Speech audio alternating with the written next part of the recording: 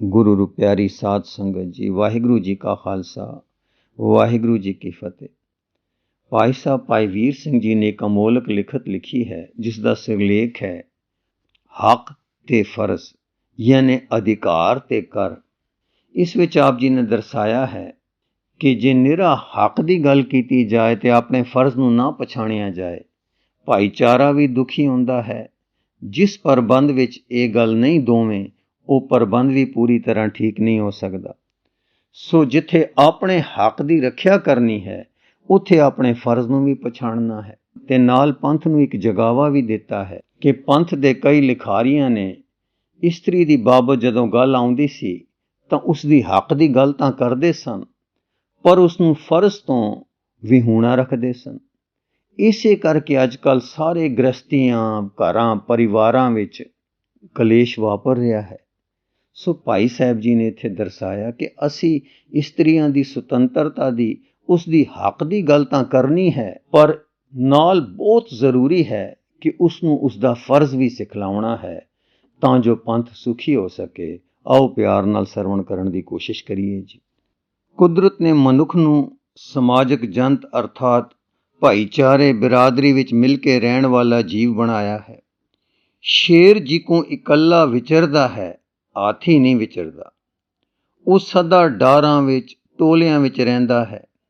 ਇਸੀ ਤਰ੍ਹਾਂ ਮਨੁੱਖ ਸੁਸਾਇਟੀ ਅਰਥਾਤ ਭਾਈਚਾਰੇ ਵਿੱਚ ਰਹਿੰਦਾ ਹੈ। ਇਸ ਕਰਕੇ ਕੁਦਰਤ ਨੇ ਇਸ ਵਿੱਚ ਇੱਕ ਮਾਦਾ ਸਹਿਨਸ਼ੀਲਤਾ ਦਾ ਪੈਦਾ ਕੀਤਾ ਹੈ, ਜਿਸ ਕਰਕੇ ਭਾਈਚਾਰਕ ਜੀਵਨ ਨਿਭਦਾ ਹੈ। ਲੋਕੀ ਜੋ ਆਪੇ ਵਿੱਚ ਮਿਲ ਕੇ ਰਹਿੰਦੇ ਹਨ, ਇਹ ਨਿਰਾ ਪੂਰਾ ਰਾਜਦੰਡ ਕਰਕੇ ਨਹੀਂ, ਪਰ ਇਸ ਕਰਕੇ ਕਿ ਮਨੁੱਖ ਦੇ ਸੁਭਾਅ ਵਿੱਚ ਮਿਲ ਕੇ ਰਹਿਣ ਦੀ ਸੱਤਿਆ ਹੈ, ਔਰ ਉਸ ਸੱਤਿਆ ਦੀ ਨੀਂਹ ਸਹਿਨਸ਼ੀਲਤਾ ਤੇ ਸਹਾਰੇ ਪਰ ਹੈ। ਇਸ ਕੁਦਰਤੀ ਸੁਭਾਅ ਦੇ ਕਾਰਨ ਸੁਸਾਇਟੀ ਅਰਥਾਤ ਭਾਈਚਾਰੇ ਦੀ ਪ੍ਰਸੰਗਲੀ ਮਨੁੱਖ ਮਾਤਰ ਦੀ ਹਰ ਥਾਂ ਨਿਭ ਰਹੀ ਹੈ। ਪਰ ਇਸ ਸਿੱਧੇ ਖੜੇ ਜਾਨਵਰ ਯਾਨੀ ਮਨੁੱਖ ਵਿੱਚ ਇੱਕ ਹੋਰ ਵਾਧਾ ਹੈ, ਇਹ ਸੁਤੰਤਰ ਵੀ ਹੈ। ਇਸ ਦਾ ਜੀਅ ਖੁੱਲ੍ਹ ਨੂੰ ਬਹੁਤ ਪਿਆਰ ਕਰਦਾ ਹੈ। ਇਹ ਕੁਦਰਤੀ ਸੁਭਾਅ ਇਸ ਨੂੰ ਬੀਰ, ਨਿਰਭੈ, ਸਦਾਚਾਰੀ ਤੇ ਬਲੀ ਬਣਾਉਂਦਾ ਹੈ। ਜੇਕਰ ਸੁਭਾਅ ਦੀਆਂ ਇਹ ਦੋਵੇਂ ਸਤਿਆਂ ਇੱਕ ਦੂਜੇ ਵਿੱਚ ਠੀਕ ਬੈਠ ਜਾਣ, ਜਿਸ ਤਰ੍ਹਾਂ ਪੈਂਦੀ ਵਿੱਚ ਢੱਕਣ ਜਾਂ ਜੰਦਰੇ ਵਿੱਚ ਕੁੰਜੀ, ਤਦ ਤਾਂ ਸੰਸਾਰ ਨੂੰ ਆਪਣੇ ਭਾਈਚਾਰੇ ਦੇ ਨਿਭਾਅ ਲਈ ਕਿਸੇ ਕਲਹ ਕਲਪਨਾ ਦੀ ਲੋੜ ਨਹੀਂ ਹੈ। ਪਰ ਜੇ ਦੋਹਾਂ ਨੂੰ ਅੱਡੋ ਅੱਡ ਕਰ ਦਿੱਤਾ ਜਾਵੇ, ਫਿਰ ਨਿਭਾਅ ਬਹੁਤ ਕਠਿਨ ਹੋ ਜਾਂਦਾ ਹੈ। ਇਸ ਬਾਤ ਨੂੰ ਵਧੇਕ ਸੌਖਾ ਕਰਕੇ ਸਮਝਣ ਲਈ ਇਹਨਾਂ ਦੇ ਨਾਮ ਰੱਖ ਕੇ ਵਿਚਾਰ ਕਰਨੀ ਚਾਹੀਦੀ ਹੈ। ਪਹਿਲੀ ਤਾਕਤ ਜੋ ਚਾਹੁੰਦੀ ਹੈ ਕਿ ਮੈਂ ਸੁਤੰਤਰ ਹਾਂ, ਮੈਂ ਵੱਡਾ ਹੋਵਾਂ, ਉਹ ਪੁਰਖ ਦੀ ਕੁਦਰਤ ਆਪਣੇ ਅਧਿਕਾਰ ਜਾਂ ਹੱਕ ਮੰਗਦੀ ਹੈ। ਦੂਸਰੀ ਤਾਕਤ ਜੋ ਮਿਲ ਕੇ ਨਿਰਵਾਹ ਕਰਨ ਦੀ ਸੱਤਿਆ ਰੱਖਦੀ ਹੈ, ਉਹ ਕਰ ਯਾਨੀ ਫਰਜ਼ ਕਹਿਲਾਉਂਦੀ ਹੈ। ਕੋਈ ਮਨੁੱਖ ਆਪਣੇ ਅਧਿਕਾਰ ਦੀ ਮੰਗ ਵਿੱਚ ਸੁਖਦਾਈ ਤੇ ਨਿਆਂਈ ਨਹੀਂ ਹੋ ਸਕਦਾ, ਜਦ ਤੱਕ ਕਿ ਉਹ ਆਪਣੇ ਫਰਜ਼ ਅਦਾ ਕਰਨ ਵਿੱਚ ਵੀ ਉਹੋ ਜਿਹਾ ਹੀ ਤਤਪਰ ਨਾ ਹੋਵੇ ਕਿ ਜਿਹੋ ਜਿਹਾ ਅਧਿਕਾਰ ਮੰਗਣ ਵਿੱਚ ਆਉਂਦਾ ਹੈ। ਫਰਜ਼ ਕਰੋ ਕਿਸੇ ਦੇਸ਼ ਦੇ ਸਾਰੇ ਆਦਮੀ ਹੱਕ ਤੇ ਫਰਜ਼ ਨੂੰ ਪਛਾਣਦੇ, ਉਹਨਾਂ ਪਰ ਤੁਰਦੇ ਹਨ।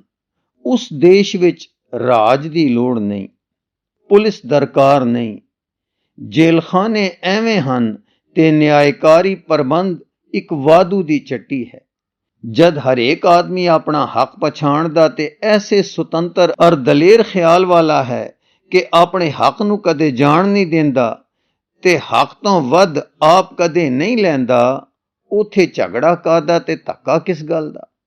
ਜੋ ਹੱਕ ਪਛਾਣਦਾ ਹੈ ਤੇ ਫਰਜ਼ ਤੋਂ ਵਾਕਿਫ ਹੈ, ਉਹ ਜਾਣਦਾ ਹੈ ਕਿ ਮੇਰਾ ਆਪਣੇ ਅਧਿਕਾਰ ਪਰ ਖੜੋਂਦਿਆਂ ਪਹਿਲਾ ਫਰਜ਼ ਇਹ ਹੈ ਕਿ ਮੈਂ ਦੂਏ ਦਾ ਹੱਕ ਨਾ ਮਾਰਾਂ। ਜਿਸ ਤਰ੍ਹਾਂ ਮੈਂ ਆਪਣੇ ਹੱਕ ਦੀ ਇੱਜ਼ਤ ਕਰਦਾ ਹਾਂ, ਉਸੇ ਤਰ੍ਹਾਂ ਦੂਏ ਦੇ ਹੱਕ ਦੀ ਇੱਜ਼ਤ ਕਰਨੀ ਵੀ ਮੇਰਾ ਫਰਜ਼ ਹੈ। ਜਦ ਹਰੇਕ ਆਦਮੀ ਹੱਕ ਲਈ ਯਤਨ ਕਰਦਾ ਹੋਇਆ ਦੂਜੇ ਦੇ ਹੱਕ ਨੂੰ ਪਛਾਣਦਾ ਤੇ ਹੱਕ ਮਾਰਦਾ ਨਹੀਂ ਹੈ, ਤਦ ਉਸ ਭਾਈਚਾਰੇ ਤੇ ਉਸ ਦੇਸ਼ ਵਿੱਚ ਦੁਬਦਾ ਦਾ ਵਾਸ ਕਿੱਥੇ। ਹੱਕ ਕੂਕਣ ਵਾਲਾ ਤਾਂ ਹਰ ਕੋਈ ਹੈ, ਔਰ ਹੱਕ ਦੀ ਧੁਨ ਤੇ ਹੱਕ ਦੇ ਨਾਮ ਹੇਠਾਂ ਪਾਪ, ਧੱਕੇ ਤੇ ਜ਼ੁਲਮ ਕਰਨ ਵਾਲੇ ਅਨੇਕਾਂ ਹੀ ਪੈਦਾ ਹੋ ਜਾਂਦੇ ਹਨ। ਤਦ ਉਸ ਸੁਸਾਇਟੀ ਯਾਨੀ ਭਾਈਚਾਰੇ ਵਿੱਚ ਜ਼ੁਲਮ ਸ਼ੁਰੂ ਹੋ ਜਾਂਦਾ ਹੈ। ਉਸ ਜ਼ੁਲਮ ਦੇ ਰੋਕਣ ਲਈ ਹੱਕ ਪਛਾਣਨ ਵਾਲੇ ਜਥੇਬੰਦੀ ਕਾਇਮ ਕਰਦੇ ਹਨ ਤੇ ਰਾਜ ਦਾ ਸਿਲਸਿਲਾ ਤੋੜਦੇ ਹਨ, ਜਿਸ ਦੇ ਜ਼ਰੀਏ ਦੇਸ਼ ਵਿੱਚ ਨਹਾਕਾ ਧੱਕਾ ਕਰਨ ਵਾਲੇ ਡੰਡੇ ਦੇ ਜ਼ੋਰ ਨਾਲ ਔਰ ਸਜ਼ਾ ਦੇ ਭੈ ਦੇ ਕਾਰਨ ਆਪਣਾ ਫਰਜ਼ ਪਛਾਣਨ ਲਈ ਮਜਬੂਰ ਕੀਤੇ ਜਾਂਦੇ ਹਨ। ਇਸ ਸਿਲਸਿਲੇ ਨਾਲ ਸਲਾਮਤੀ ਤਾਂ ਆ ਜਾਂਦੀ ਹੈ, ਪਰ ਰਾਜ ਦੇ ਆਪਣੇ ਦੂਸ਼ਣ ਨਾਲ ਆ ਜਾਂਦੇ ਹਨ, ਔਰ ਉਹ ਬੈਕੁੰਠੀ ਦਸ਼ਾ ਦੇਸ਼ ਦੀ ਨਹੀਂ ਰਹਿੰਦੀ ਜੋ ਹਰੇਕ ਪੁਰਸ਼ ਦੇ ਹੱਕ ਤੇ ਫਰਜ਼ ਪਛਾਣਨ ਤੋਂ ਸੁੱਤੇ ਸਿੱਧ ਪ੍ਰਾਪਤ ਹੁੰਦੀ ਹੈ। ਇਸੇ ਗੋਏ ਭੇਦ ਦੇ ਸਮਝਣ ਲਈ ਹਿੰਦੂ ਮੁਸਲਮਾਨ ਨੂੰ ਪੁਕਾਰ ਕੇ ਗੁਰੂ ਜੀ ਨੇ ਸਮਝਾਇਆ ਸੀ, ਹੱਕ ਪਰਾਇਆ ਨਾਨਕਾ ਉਸੂ ਵਰਸ ਗਾਏ, ਗੁਰ ਪੀਰ ਹਾਮਾ ਤਾਂ ਪਰੇ ਜਾਂ ਮੁਰਦਾਰ ਨਾ ਖਾਏ। ਇਹ ਜੋ ਹਿੰਦੂ ਮੁਸਲਮਾਨ ਨੇ ਗਾਂ ਸੂਰ ਸਭ ਤੋਂ ਹਰਾਮ ਤੇ ਨਾਹਕੀ ਗੱਲ ਸਮਝ ਰੱਖੀ ਹੈ, ਗੁਰੂ ਜੀ ਕਹਿੰਦੇ ਹਨ ਪਰਾਇਆ ਹੱਕ ਗਾਂ ਸੂਰ ਵਰਗਾ ਹਰਾਮ ਹੈ, ਪਰਾਇਆ ਮੁਰਦਾਰ ਖਾਣਾ ਹੈ, ਕੂੜ ਬੋਲ ਮੁਰਦਾਰ ਖਾਏ। ਇਹ ਮੁਰਦਾਰ ਖਾਣਾ ਭਾਈਚਾਰੇ ਲਈ ਮਾਰੂ ਜ਼ਹਿਰ ਹੈ। ਜਿੰਨੇ ਦੁੱਖ ਆਪ ਦੇਖ ਰਹੇ ਹੋ, ਇਹ ਜੇਲ੍ਹ ਤੇ ਬੈਂਤ, ਇਹ ਪੁਲਿਸ ਤੇ ਰਾਜਦੰਡ, ਇਹ ਸਾਰੇ ਇਸ ਲਈ ਵਜੂਦ ਵਿੱਚ ਆਏ ਕਿ ਭਾਈਚਾਰੇ ਯਾਨੀ ਸੁਸਾਇਟੀ ਦੇ ਕੁਝ ਹਿੱਸੇ ਨੇ ਦੂਸਰੇ ਦੇ ਹੱਕ ਦੀ ਇੱਜ਼ਤ ਕਰਨੀ ਛੱਡ ਦਿੱਤੀ ਜਾਂ ਇਉਂ ਕਹੋ ਕਿ ਫਰਜ਼ ਭੁਲਾ ਦਿੱਤਾ। ਜੇ ਤੁਸੀਂ ਸਮਝਦੇ ਹੋ ਕਿ ਸੁਤੰਤਰ ਹੋਣਾ ਤੁਹਾਡਾ ਹੱਕ ਹੈ, ਤੁਸੀਂ ਸਮਝੋ ਕਿ ਹਰ ਇੱਕ ਪ੍ਰਾਣੀ ਨੂੰ ਸੁਤੰਤਰ ਦੇਖਣਾ, ਦੂਸਰੇ ਦੀ ਸੁਤੰਤਰਤਾ ਦਾ ਸਤਿਕਾਰ ਕਰਨਾ, ਇਹ ਵੀ ਤੁਹਾਡਾ ਫਰਜ਼ ਹੈ। ਜੇ ਤੁਸੀਂ ਆਪਣਾ ਹੱਕ ਪਛਾਣਦੇ ਤੇ ਆਪਣੇ ਫਰਜ਼ ਤੋਂ ਅੱਖ ਚੁਰਾਉਂਦੇ ਹੋ ਤਾਂ ਤੁਸੀਂ ਅਤਿਆਚਾਰੀ ਹੋ ਔਰ ਮਨੁੱਖ ਮਾਤਰ ਦੇ ਦੋਖੀ ਹੋ। ਇਸੇ ਲਈ ਗੁਰੂ ਜੀ ਕਹਿੰਦੇ ਹਨ, ਕਿਉਂ ਹੋਰ ਪਿਟਣਿਆਂ ਵਿੱਚ ਪੈ ਕੇ ਭੁੱਲ ਤੇ ਗਲਤੀ ਦੇ ਬਿਨਾਂ ਵਿੱਚ ਖੁਆਰ ਹੁੰਦੇ ਹੋ। ਅਸਲੀ ਮੁੱਢ ਭੁੱਲ ਨੂੰ ਪਛਾਣੋ ਕਿ ਤੁਸੀਂ ਫਰਜ਼ੋਂ ਘੁਸ ਕੇ ਮੁਰਦਾਰ ਖਾ ਰਹੇ ਹੋ।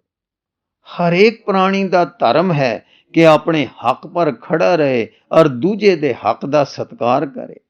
ਇਹ ਜੋ ਕੁਝ ਅਸਾਂ ਕਿਹਾ ਹੈ, ਜਿਕੂ ਦੇਸ਼ ਔਰ ਭਾਈਚਾਰੇ ਦੇ ਪ੍ਰਬੰਧ ਔਰ ਸੁਖ ਲਈ ਸਭ ਤੋਂ ਵੱਡਾ ਅਸੂਲ ਔਰ ਕਾਰੀ ਇਲਾਜ ਹੈ, ਉਸੇ ਤਰ੍ਹਾਂ ਹਰੇਕ ਤਰ੍ਹਾਂ ਦੇ ਪ੍ਰਬੰਧ ਵਿੱਚ ਇਸ ਦੀ ਲੋੜ ਹੈ ਔਰ ਇਹੋ ਕਾਮਯਾਬੀ ਦੀ ਪੌੜੀ ਹੈ।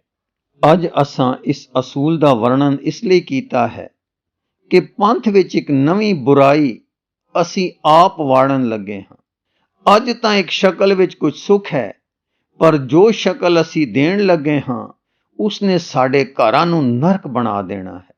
ਸਾਡੇ ਕਲਮ ਤਰੀਕੂ ਯਾਨੀ ਸਾਡੇ ਲਿਖਾਰੀ ਤੇ ਉਪਦੇਸ਼ਕ ਅੰਗਰੇਜ਼ਾਂ ਨੂੰ ਵੇਖ ਕੇ ਰੀਸ ਦੇ ਗੱਡੇ ਚੜੇ ਹੋਏ ਇਸ ਗੱਲ ਪਰ ਬੜਾ ਜ਼ੋਰ ਦੇ ਰਹੇ ਹਨ ਕਿ ਹੇ ਸਿੰਘਣੀਓ, ਤੁਸੀਂ ਅਧਿਕਾਰ ਵਿੱਚ ਨਿਉ ਨਹੀਂ ਹੋ। ਹਿੰਦੂ ਸ਼ਾਸਤਰਾਂ ਤੇ ਮੁਸਲਮਾਨ ਸ਼ਰਅ ਨੇ ਤੁਹਾਨੂੰ ਐਵੇਂ ਦਬਾਈ ਰੱਖਿਆ ਹੈ। ਦੇਖੋ, ਪੱਛਮ ਦੇ ਲੋਕ ਤ੍ਰਿਮਤ ਦਾ ਕਿੱਡਾ ਸਤਿਕਾਰ ਕਰਦੇ ਹਨ। ਅਸੀਂ ਕਦੇ ਇਹ ਕਹਿਣ ਨੂੰ ਤਿਆਰ ਨਹੀਂ ਕਿ ਇਸਤਰੀਆਂ ਦੇ ਅਧਿਕਾਰ ਦਾ ਸਤਿਕਾਰ ਨਾ ਕੀਤਾ ਜਾਵੇ। ਅਸੀਂ ਉਹਨਾਂ ਦੇ ਹਕੂਕ ਦੇ ਆਪ ਰੱਖਿਆ ਕਰਨ ਹਾਰੇ ਹਾਂ। ਪਰ ਜੋ ਕੁਝ ਬੁਰਾਈ ਅਸੀਂ ਦੱਸਣਾ ਲੋੜਦੇ ਹਾਂ ਉਹ ਇਹ ਹੈ ਕਿ ਇਸਤਰੀਆਂ ਨੂੰ ਉਹਨਾਂ ਦੇ ਹਕੂਕ ਸਿਖਲਾਏ ਜਾਂਦੇ ਹਨ, ਪਰ ਫਰਜ਼ ਨਹੀਂ ਸਿਖਲਾਏ ਜਾਂਦੇ। ਹਿੰਦੂ ਸ਼ਾਸਤਰਾਂ ਤੇ ਮੁਸਲਮਾਨੀ ਸ਼ਰਅ ਨੇ ਉਹਨਾਂ ਨੂੰ ਕੇਵਲ ਫਰਜ਼ ਸਿਖਲਾਏ ਤੇ ਹਕੂਕ ਸਿਖਾਉਣ ਤੋਂ ਉਹਨਾਂ ਨੇ ਕੰਨ ਸਿਉਂ ਦਿੱਤੇ।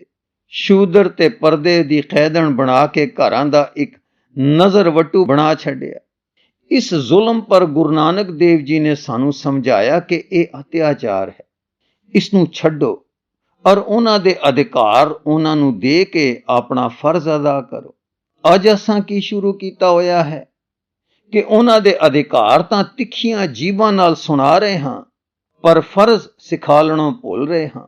ਇਹ ਭੁੱਲ ਸਾਡੇ ਅਜੇ ਕਾਗਜ਼ਾਂ ਜਾਂ ਲੈਕਚਰਾਂ ਦੇ ਚਬੂਤਰਿਆਂ ਤੇ ਹੀ ਨਹੀਂ, ਇਹ ਘਰਾਂ ਦੇ ਪਵਿੱਤਰ ਮੰਡਲਾਂ ਵਿੱਚ ਦਾਖਲ ਹੋ ਰਹੀ ਹੈ। ਅਸੀਂ ਕਈ ਨਵੀਨ ਘਰਾਂ ਵਿੱਚ ਦੇਖਦੇ ਹਾਂ ਕਿ ਇਸਤਰੀ ਪੁਰਖ ਡਾਂਗੋ ਡਾਂਗ ਹੋ ਰਹੇ ਹਨ। ਪੁਰਖ ਕਰਕੇ ਇਸਤਰੀ ਤੇ ਇਸਤਰੀ ਕਰਕੇ ਪੁਰਖ ਪ੍ਰਸੰਨ ਨਹੀਂ ਹਨ।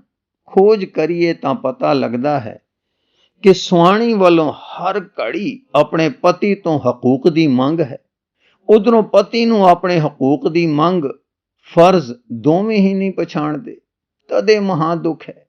ਇਹ ਕਲੇਸ਼ ਖਿਆਲੀ ਨਹੀਂ ਵਰਤਣੇ ਸ਼ੁਰੂ ਹੋ ਗਏ ਹਨ।